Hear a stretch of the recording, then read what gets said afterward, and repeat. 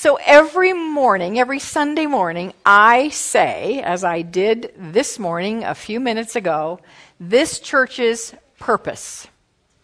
So what is it? Tell me. Opening hearts and incubating dreams. I love it. Good job. You all get gold stars on your forehead. Thank you. Thank you. It is our purpose, our reason for being, to take these amazing science of mind principles that we have, to use them to support us in being who we came here to be in this life, to shining the God light that is who we are in the ways that we came here to shine, to open our hearts and incubate our dreams. And we do that by living our mission. And you may not have memorized the mission statement, although Jeannie Sovereigns probably does, because I suspect she does. But the rest of us may not have it memorized. So I wanted to share with you, this is how, as a spiritual community, it is our intent. This is how we intend to open hearts and incubate dreams, by bringing out the God in you through love and acceptance. By incubating your creativity and authentic self-expression, by believing in your greatness. By providing you with practical tools and techniques for a more fulfilled, God-centered life. By finding the sweet spot between the head and the heart of our Science of Mind teachings. By offering you a fellowship of like-minded, socially aware, globally conscious people who care about living in harmony with Mother Earth and with each other. And simply by being here to express God's love, be God's light, and live God's truth. That's how we intend to help you open your heart and incubate your dreams, to support you in doing that. And we have been doing that now in 2015 for 20 years. Yes. This is the church's 20th anniversary year. Isn't that cool?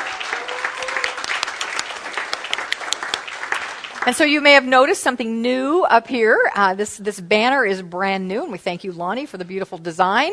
And it is, in case you can't read it, it's Bridge Across Time, 1995 through 2015. Celebrating 20 years of love, light, and truth. So that is, this year is to celebrate this amazing 20 years that we have had. And then we will be having a big blowout event, which details will probably be next week coming. So be prepared to receive that. But here's the deal. We're not just here to incubate your dreams. We're here to actually help you, support you. We can't do it for you, but we will support you in taking them from incubation to manifestation. From this embryonic state to the full-fledged experience of your dream. Or said another way, to take that, help you take the seed of your dream into the full bloom of the plant. And I'm just wondering, just a little raising of the hands question, anybody here actually have had that happen because of the support you've gotten here at CLF? Oh, good. We are living on purpose. Yay! That makes me feel good. Well, by doing this, we are living the wise counsel of Ernest Holmes. In the passage that I read already, the passage I started the service with, but I want to take a snippet of it now and reinforce it and say it again. Ernest Holmes, on page 477, if you want to look it up, in the Science of Mind textbook said, "Let us feel that our purposes are animated and inspired from on high, and then let us go forth and make our dreams come true in human experience." I love that idea. He says, let us feel that our purposes are animated and inspired from on high. What does that mean? Animated and inspired from on high. To me, that means that on high is the higher consciousness, higher vibration, divine ideas, the God in you. And we do believe that God lives and moves and has its being in and as you, has deep desires to express through and as you. And so those things that niggle at your heart, that's a lovely spiritual word, isn't it? Niggle, that niggle at your heart, that nudge you from within, that's God in you saying, go, be more of me. Be more of you as me. Bring the light of the divine out more in the world through who you are and what you are doing. Those things that are planted in your heart are there because Spirit has planted them. So let us feel like our purposes are animated and inspired from on high, and then go forth and make our dreams come true in human experience. So those are very inspiring words, at least they are to me, to help us go from incubation to manifestation, from embryonic state to full-blown dream, from the seed to the full-blooming plant. And I know that occasionally, sometimes, there's a little bit of, I'm going to say, fancy footwork that might need to be done between the idea, this germination of the seed, and the actual manifestation of the dream. There's can be some space in here. Are you aware of that? I mean, you've had that experience, right? Because we haven't quite yet learned to do what the master teacher Jesus, who said, Lazarus, get up and walk, or turn that water into wine right now. Boom. For us at this point in our evolution, we haven't yet learned how to do that. We can do that. I absolutely believe we can do that when we take our consciousness to the point of it. But we haven't quite gotten there yet, and so there's this gap, we're going to call it, between the seed idea and the actual manifestation. And a friend of mine, a minister friend of mine, once said a statement that I think has, it's an analogy that has application here. The analogy fits here. He said that we've all heard the statement that when one door closes, what? Right, you guys got that right. When one door closes, another one opens. And my minister friend said, yeah, but what they don't tell you is that hallway's a real...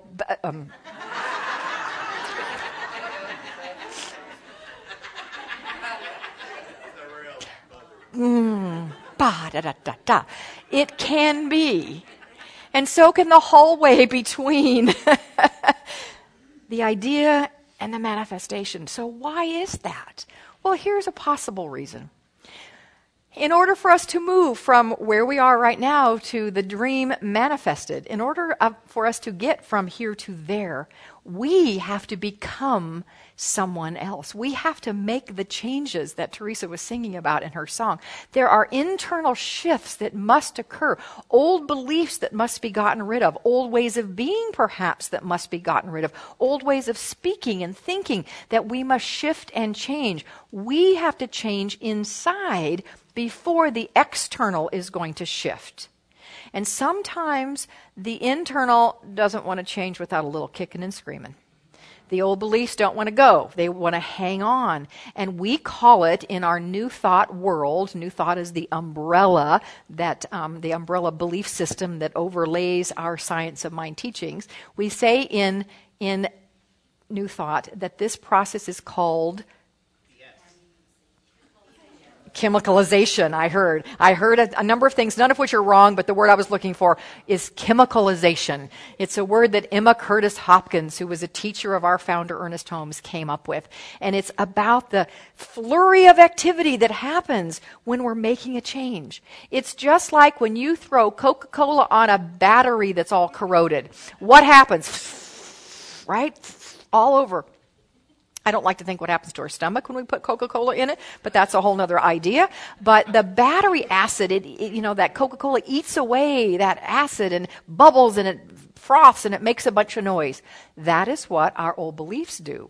When we say, I am committed to this dream, we have to become different. So we step forward to do that. We take a leap of faith, and then we have all that activity. You know that activity, don't you? All right, so we're going to call that the activity of the gap. And this whole month is about helping us with the gap. And I am using a book. I love being inspired by a book.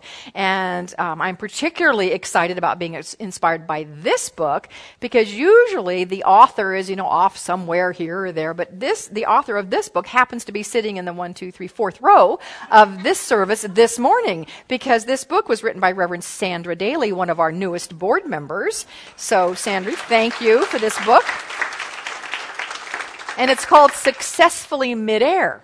It talks about, and Sam has her copy, because it is on sale in the Wisdom Center today and all this month, and I bet Sandy would sign it for you too if you, yes, you probably would, wouldn't you? Right, exactly. And I love it in the book, Sandy gives the word gap, this gap between now and manifestation, she gives it, she makes it into an acronym, and that is, the gap is the grand adventure in purpose.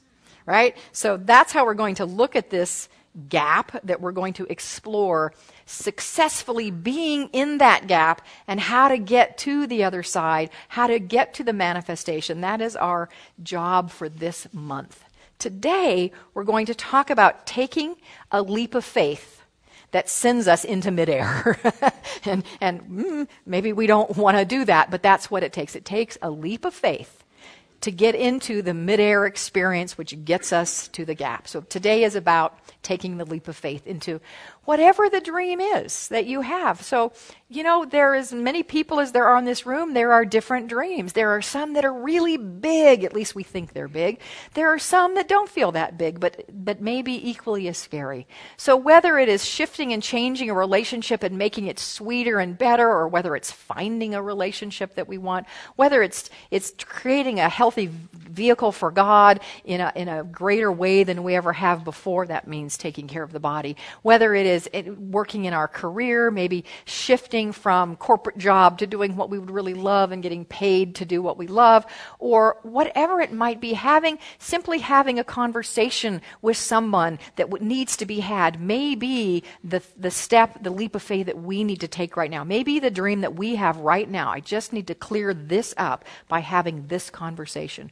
Whatever it is for you, this month is good. We'll help you, we'll support you. But you may also be sitting there right now and feeling like I felt in 1994.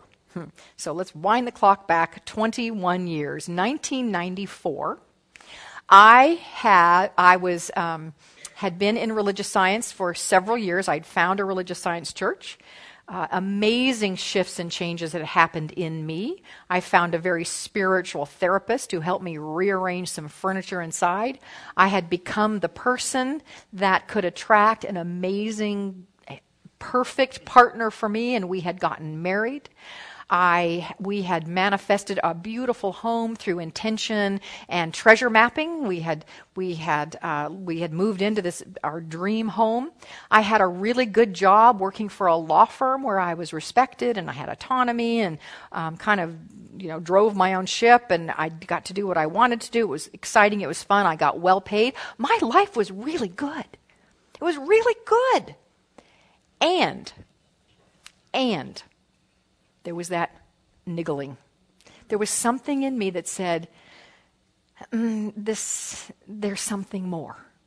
I'm not dissatisfied with where I am. I love my spouse. I love my life. And yet I know there's more. I didn't know the term then. I know it now. It's called divine discontent. That's the term. That's the term where there's this little oomph in us saying there's more. It's called divine discontent. I didn't know that term then, but that's what I had. I had divine discontent. And you may be there right now. You may know that there's something else for you to experience, to express, but you're just not quite sure what it is. That's okay. It's okay. This month will support you as well. What I did is that I made an appointment with the therapist, the very spiritually minded therapist who had helped me grow to that point that I had grown to. I made an appointment with her to have a conversation with her about this niggling in me of what is my next step. And so I went to see her and I shared everything I just said to you. I shared that with her, that I'm just my life is great, and yet I know there's more, but I don't know what that more is. And the idea of being a minister was not anywhere on my radar screen at that point. It had not even come into my realm of possibility. And she asked me, after I gave her my whole long speech, I expected her to, take me through a guided visualization or, work on clearing out some old beliefs like we had done or, whatever, give me some spiritual ideas. Those are the things that she had done with me over many, many years. And so I expected that from her, but that is not what happened. She asked me a question. And it was a question that I found completely irrelevant and a little bit annoying. And I couldn't imagine what in the world this question had to do with my wanting to find out what that little discontent was in me. I bet you'd like to know what that question is, wouldn't you? Well, you will. In a minute. I will share it in a minute. But first, I'm just make sure y'all stay. That's my little trick to keep you here. I want to give you a couple thoughts first this morning on this idea of taking a leap of faith. Taking that leap of faith, even when we're not quite sure what the dream is.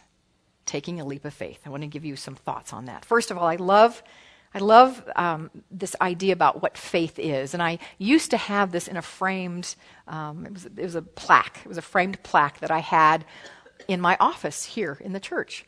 And someone had given it to me, and I loved it. And then I was doing a session with somebody once, and they were really struggling with their faith. And when they left, I was called to give them that plaque as a reminder of what faith can do for them. And so I don't have it anymore physically, but I have it because it's in here. I remember it. It's in here, and it's in here. And it says that faith is knowing that when you step off that cliff, one of two things will happen. Either the earth will rise up to meet you, or you will spread your wings and fly. I love that. Faith is knowing that one of two things will happen when you step off the cliff. Either the earth will rise up to meet you, or you'll spread your wings and fly. That's a beautiful definition of faith. And what happens when you take that leap of faith. I also love the poem written by a French poet at the first part of the 1900s. He said, the poem goes like this. Come to the edge of the cliff, he said. We can't. We're afraid. Come to the edge of the cliff, he said. We can't. We're afraid. We'll fall. Come to the edge of the cliff, he said. We came. He pushed. We flew. Those are leaps of faith. And what I know is that when we take those and we support ourselves in a couple of ways, we absolutely will bridge that gap. We will start the process, but we have to start. The leap of faith starts the process. So here's what I know about human nature, not our divine nature, but our human nature. And this studies have been done to say that, yes, this is how the majority, and yeah, I know we are not the majority of people. We're a little out there on the edge, right, in the way we think about things. We do not align with a lot of the rest of the world. But the majority of people have this experience, and you might have it as well. The first part of January, you spend some time. We don't necessarily talk about setting New Year's resolutions, but we set our intentions for the year. We set some goals, visions, dreams, right? We have our dreams. And then we look at our goals in those dreams for the next year. Do we do that? Do we write out our vision and do that? Yes, good. I'm seeing a few heads nodding. Good. Yay! Because if you haven't done that, that's the first place to start. And even if you aren't sure, you can have a niggling of something, or there'll be a step that you'll know to take. But so you've written out something about your vision for this year. And maybe it's not even specific. Maybe it's having more peace in my life. That is a clear vision. Having more abundant flow, having more love, those kinds of things. We get more specific, but those are a good place to start. So we start out with those, and we have great intentions to manifest those during the course of the year. We have great intentions to take steps to do that. And then here we are. Today is March 1st. 2 months of the year have gone by.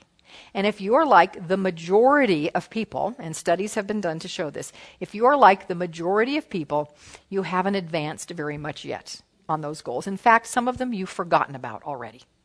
Maybe you set the intention at the first of the year that this is the year that I'm really going to take care of my body. And I'm going to lose the weight or get healthier or start exercising or whatever it might have been. This is the year I'm going to let go of that addiction to nicotine. This is the year I am going to do something about, expressing my talents in a greater way than where I am expressing them right now. This is the year to do it. I've decided. And yet here we are, March 1st, and we haven't made much progress. I don't say that to make anybody feel bad if that's where you are. In fact, I'm saying that to make you feel better, to know that you're with the majority of the people. But we don't want to be the majority of the people. We want to be those who are answering that call from the higher place, that we are here making our dreams manifest in the world, the dreams that God has put in us. So I want to give you a couple of ideas on how we can get ourselves going here. And even if you've gotten going already, this can make sure to keep you going. And I promise I will get back to that question, because it's part of the ways to make sure that we move forward in that leap of faith. So the first one is to connect or reconnect regularly, do I even dare say daily, to the vision that we have for our lives. Connect with it daily. I love this quote. I have no idea where it came from, but I ran across it. It says, people often say that motivation doesn't last, and our vision motivates us. Connecting with our vision is very motivating. So I'm suggesting you connect with it visually, or weekly, or daily, daily. And here's the quote. People often say that motivation doesn't last. Well, neither does bathing. That's why we recommend it daily. Right? All right. You know, I read it last month. I read my vision last month, and I put it in a drawer. That's good enough. Well, would you say that about bathing or brushing your teeth or eating or getting a hug from your beloved? No, you do those things every single day. So pull your vision out every day and at least read a little bit of it. But don't just read it. Move yourself into a place of feeling it, of seeing yourself for just a moment or two in it. That is, when you do that, you create, I'm going to give you another science of mind term here. I'm giving you great terms this morning. Chemicalization was one of them. And another one is mental equivalent. You create a mental equivalent when you read and see and feel yourself living that vision, living that life. It helps you stay motivated. And I love this statement from Howard Thurman. It's a part of a bigger quote. I won't share the full quote, but just listen to this piece of it. It's so beautifully written. He wrote, "So in the quietness of this place, surrounded by the all-pervading presence of God, my heart whispers, keep fresh before me the moments of my high resolve, that in fair weather or foul, in good times or in tempests, in the days when the darkness and the foe are nameless or familiar, I may not forget that to which my life is committed.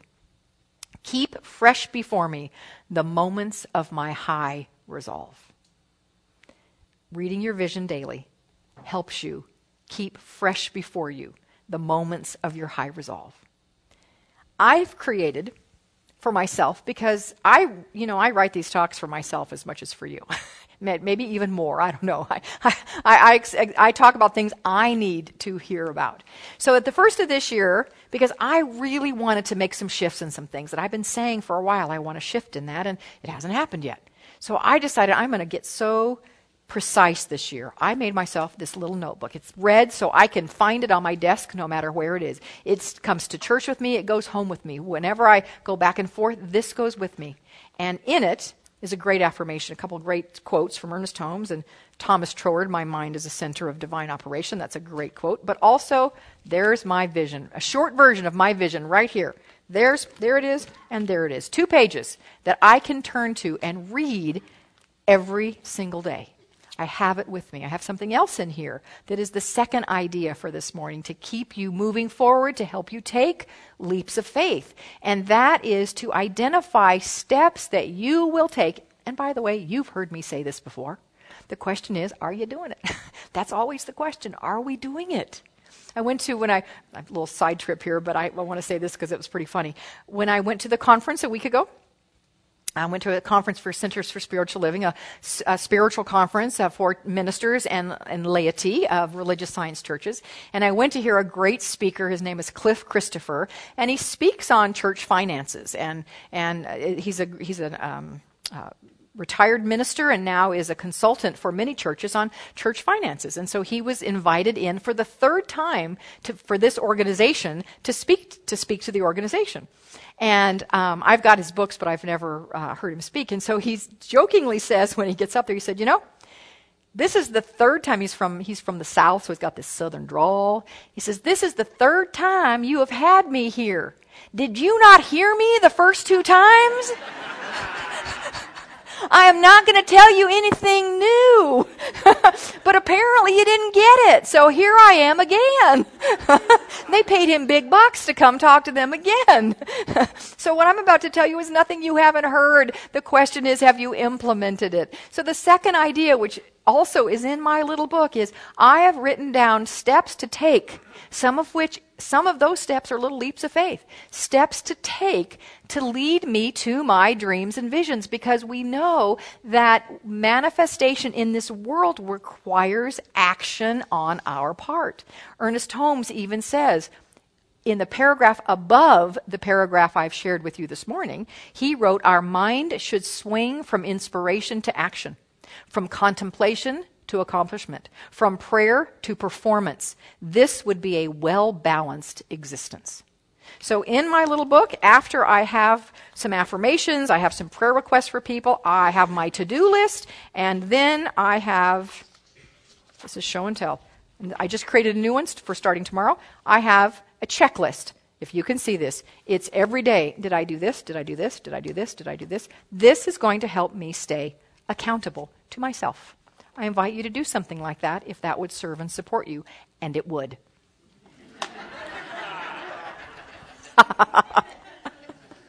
The third idea, which is a whole sermon in itself, and we'll explore it more later this month, but the third idea is to stop doing things that keep you from moving forward. Stop believing things that hold you back. Let's break habits, if you have them, that keep you stuck.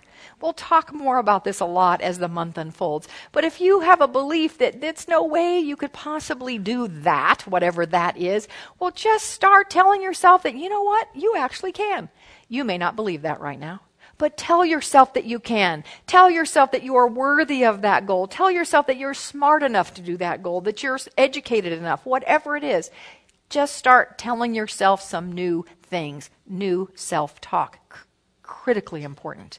If you have a habit that is preventing you from really living your dream, well, which is more important, that habit or your dream? Which is more important, to spend 3 hours on the computer searching the internet, doing social media, playing a game, or do that for an hour and spend 2 hours working on moving forward? Which would be more important? It's a question only you can ask, but it's one that I invite you to ask. And the other thing is, are you surrounded by people who will support you in your dream, or are you surrounded by people who are negative and will, put that self-doubt in you? Now, I'm not saying dump your relationships. Do not walk out of here and say, my minister today said I have to dump you. Be really clear, I'm not saying that. But I am saying you might want to put some, guidelines, boundaries on that relationship, and maybe cultivate others that will support you in your dreams. So we've talked about staying on your vision to stay motivated. We've talked about taking some steps, and we've talked about letting go of even just one thing that is standing in your way. So what's the fourth thing? Well, it gets to Marilyn Power's question to me that day that I sat in her office and said, my life is fantastic and it's beautiful and it's wonderful and I'm not feeling quite fulfilled. There must be something more. I want you to help me figure out what that something more is. And she asked me a question. Are you ready for it? Yes. And you're probably going to say the same thing I did, like, what the heck does that have to do with anything? Her question was, Michelle, do you tithe? What? Do I what? I didn't even know what that meant. Now, I was going to my religious science church. I gave generously to the church. And so my answer was, well, I give every single Sunday and I give generously. When I put $20 in the plate, that was generous. And she looked at me and she never, ever let me anybody off the hook. I mean, she was laser focused and she looked at me and said, that is not what I asked you. I didn't ask you if you give to your church. That's not what I asked. I asked, do you tithe? And then I had to confess that I wasn't sure what that meant. I had been raised Baptist and I'd heard that word before, but I didn't really know what it meant. So I had to confess, I don't know if I tithe or not because I don't know what it is. And she said to me, Michelle, tithing, now this is a therapist. I want you to hear me. This is a therapist who is saying this to me, but a very spiritually grounded individual, extremely grounded, and an extremely successful person, living her dreams, sharing her gifts in profound ways. She says a tithe is sharing 1/10 of your financial good to the source or sources of your spiritual support, where you're reminded of who you are, where you are spiritually enriched, and an organization or a person whose work in the world you want to see continue, because so you can benefit from it and others can. That's what a tithe is. So I did the math in my head really quickly, because remember, I said before, I was making a very good living. My husband, Lonnie, was making a good living. I did the math in my head and went, oh, goodness gracious, no, no, I don't tithe, no. And I thought, that would be a lot. That would be 3 figures, several times a month. That would be a lot. No, I don't do that. She and I continued. That whole session was the two of us discussing this idea. And she promised me, and I believed this woman because I trusted her, and the work we had done together in the past, she had my trust. She said, Michelle, I have been a tither for 20 years, and I will tell you, it is what sent me on my proper path, and it will do the same thing for you. I can't tell you what's niggling at you. I don't know what your next step is. I have no idea. But I can tell you that if you take this leap of faith, you will be guided, you will be directed, ideas will open, floodgates will open. That is how it works. So because I trusted her, I came home, and I'll never forget it. It was the summertime, and Lonnie was outside sweeping the pool because there was a debris in the pool. And for those of you who have been to our home, you know that we have an interesting setup in our patio home. We have a brick wall around our patio home, and when you first walk into the gate, there's the swimming pool. The swimming pool is our front yard. It's odd, but it's kind of cool. So I walk in our gate, and there's Lonnie sweeping the pool, and I said, Lonnie, Marilyn says we have to tithe. And he also trusted Marilyn at this point because he saw who I was because of her wisdom and guidance, or at least in part because of that. And he said, okay, let's do it. So that next Sunday, I will tell you, it was a gigantic leap of faith for me to let go of a 3-figure check. Never before had I done that. Like, I'm trusting. And I did that again, and I did that again, and I did that again. And it wasn't very long until Lonnie, who had a bid in his company, his 3-man company, he reminded me after first service that it wasn't just him, there were 2 other guys in the firm at the time. A 3-man company had put their bid in to get the job to promote a huge project, a new project, a rollout product from Motorola. It was a nationwide search for the advertising agency to get this project. His little 3-man firm in Phoenix, Arizona had put their bid in, and it had been months ago that he'd put the bid in. Nothing had happened. We hadn't heard anything. We figured, nothing ventured, nothing gained. Oh well. It wasn't a couple of weeks after we started tithing that he got the call, your company has that job. That allowed us to have a whole new level of abundance, which in less than a year, it was way less than a year, I had gotten a little bit of clarity around my nudging. And it was, I wanted to serve people more. And I didn't feel like I could do that at the law firm. And so I went to work for a nonprofit agency called Homeward Bound. And I think I have to say it now because I'm starting to cry. They're not going to know why. Homeward Bound is an agency that supports homeless low-income families get back on their feet. And I raised money for them, and I found volunteers for them. And I did that for 2 years. It was great training for ministry, by the way. It was lovely training for ministry, which I didn't know yet I was going into. I took a cut in pay so I could take that job. But it didn't matter because we were flourishing. I found out after I gave this talk in first service, and our beloved soloist, Teresa, came up here to sing her second song. She looked at me with tears in her eyes and said, Michelle, I want you to know, I was at Homeward Bound. That agency supported me and my little girl Sonia when we went through some really, really tough times.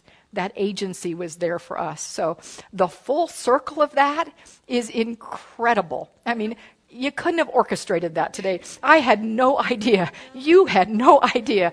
And here we are. Yeah, I think that deserves it. Whoa. Yeah.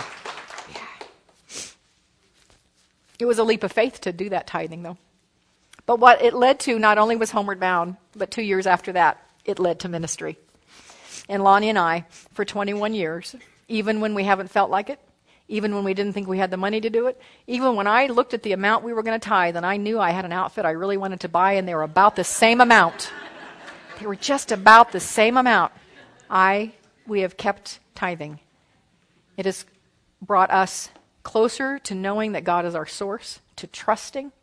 It has been a great blessing to us because we know we are blessing places, including this place, that we love and that spiritually nourishes us. And it has absolutely increased our financial flow. So I want to offer you an opportunity, a 90-day challenge. If you have not yet dipped your toe into this spiritual practice, but you're thinking this morning, wow, that sounds pretty cool. I'd like to do that. I'm going to offer you a 90-day challenge. And in the pew pocket in front of you, there's a form. 90-day challenge. Someone in first service yelled out when I said that, we can do anything for 90 days, right? So 90-day challenge to tithe to this, if this is a source of your spiritual support, to tithe to this center. I've had some people say, I have been a tither, but I've been maybe waning a little bit, at least in my energy around it. I'm so happy to have this opportunity to recommit. So maybe you're there. Great. Maybe you've never done it before and you're scared. Give it a shot. Take that leap of faith. 90 days, and here's the deal. This is the church of the money back guarantee. I mean, can you imagine that? The church of the money back guarantee. If you do this, and in 90 days, 3 months, you say, my life really has not been enhanced. I have not had shifts. Nothing has changed. Yep, and you get to decide. You say that. We don't say that. You'll say that. We will give you 100% of your money back, of your tithe back. No questions asked. All you have to do is tithe in an identifiable way so we can tell how much to give back to you. So you can't come to me and say, I tithed $50,000, but I did it in cash. I put it all in cash in the plate, and now I want my 50 grand back. No, that's not going to work. Sorry. In an identifiable way. That's fair, right? That's fair. 90-day promise. Challenge and promise. And I invite you to take that. There are, if you want to do it and fill out the form, there are baskets in our Wisdom Center bookstore. There are baskets in the back. You can just place your form in it. You'll be hearing from me, and you'll be getting lots of support during these 90 days. So give it a shot. I love this statement from author Margaret Shepard. She said, sometimes your only available transportation is a leap of faith. and that's what this is. I'm inviting you to take that. And this whole month, we're going to explore that leap and how we continue to move through and over that gap, that grand adventure in purpose. So I want to leave you this morning, and I would love a little music under this, Pam. I want to leave you with a poem that was written by one of our former members here, Lisa Miller-Abear. And she wrote this poem about faith after she had experienced the miscarriage of a baby girl whose name would have been Faith. So if you'd like to close your eyes, we will make this the beginning of our closing meditation. Just like a flower in bloom, I have learned to open up and stretch myself, living more fully than ever before. Just like the bird takes flight, I've learned to spread my wings, lift off, and trust in God's power and presence to support and uphold me. Just like the ocean tides change from morning to night, I've learned to surrender to God's divine flow and move with the current of life easily and gently. Just like the stars and moon shine brightly in the evening sky, I've learned to be still and let my inner light shine forth. Just like the rain that falls sometimes gently and sometimes hard, I've learned to detach from the outcome and stay in the moment. Like an Arizona monsoon dust storm blurs the landscape, I've learned to stop, meditate, and pray to clear my vision of God's divine path for my life. Just like there is pain and grief over the loss of a loved one, I've learned that life and love go on, transcending even death, honoring their memory in service to others.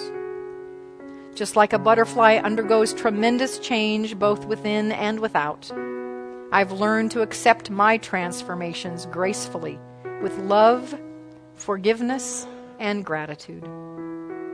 And just like I have been created in God's image, I have learned that with faith and divine right action, anything is possible. Anything is possible. So in this moment, in this beautiful moment, consciously aware of the presence of life itself around us and through us, consciously aware of the infinite potential that lives in the unformed, waiting and yearning to be expressed in the formed through us. In this moment, we say yes. Yes to the dream that is known. Yes to the niggling that is yet undefined. And we take the steps that are in front of us, the leap of faith that is in front of us right here and right now. Whether it's the phone call, whether it's a request, whether it's to tithe, whether it's to let go of that addiction, whatever it is, I affirm and know that each of us has the resolve, the high resolve, to take that step, to take that leap. And I affirm and know that as we do, we are infinitely and completely supported. That, as Reverend Lonnie said in his talk last week, the universe has our back. This is the truth. We anchor in it. We live from it. We trust it. And to affirm that we trust, to proclaim that we know, to set the intention that we grow in this way, let us each say together, and so it is.